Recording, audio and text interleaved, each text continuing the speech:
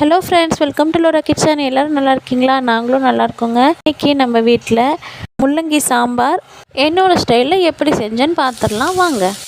பருப்பு ஒரு பக்கம் வேக போட்டிருக்கேங்க. முள்ளங்கி கட் பண்ணி சாம்பாரில் போட்டுட்டு வதக்கிடலான்னு சொல்லி வதக்கிட்டு இருக்கேங்க.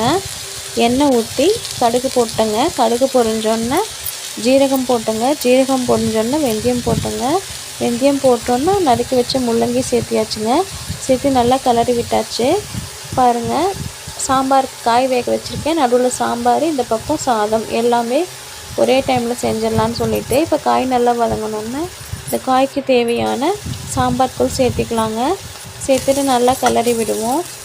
நல்லா எண்ணெயிலே வதங்கும் போது நல்லா ருசியாக இருக்கும். இப்போ இந்த சாம்பாருக்கு தேவையான காய் வேக தேவையான தண்ணி ஊற்றிட்டேங்க. காய்க்கு தேவையான உப்பு சேர்த்துக்கிட்டேங்க. இப்போ ஒரு கொதி வந்தோடனே புளிக்கரைசல் நான் கரைச்சி வச்சுருந்தேங்க, அதுவும் சேர்த்துக்கிட்டேங்க. சேர்த்து நல்லா கலக்கி விடுறேங்க. நல்லா கலக்கி விட்டுட்டு இன்னொரு கொதி வரணுங்க. இன்னொரு கொதி வந்தோடனே நம்ம அந்த பக்கம் வேக வச்சுருக்க பருப்பு எடுத்து நல்லா வெந்திருக்கான்னு பார்த்துட்டு பூ மாதிரி கடைஞ்சி நாம் இந்த முள்ளங்கி கூட சேர்த்திக்கலாங்க. பாருங்கள், பருப்பு ரொம்பவே சூப்பராக வெந்திருக்குங்க.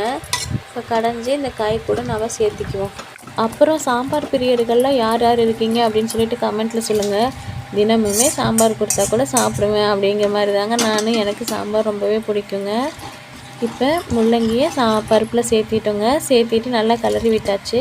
உப்பு செக் பண்ண பத்தலன்னு சொல்லிவிட்டு கொஞ்சம் உப்பு போட்டுக்கிட்டேங்க. என்னோடய ஸ்டைல் முள்ளங்கி சாம்பார் ரெடிங்க.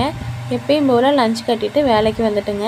இந்த வீடியோ யார் யாருக்கெல்லாம் பிடிச்சிருக்கோ நம்ம சேனலை சப்ஸ்கிரைப் பண்ணிக்கோங்க, லைக் பண்ணுங்கள், தொடர்ந்து வாட்ச் பண்ணுங்கள். தேங்க்யூ ஃபார் வாட்சிங்.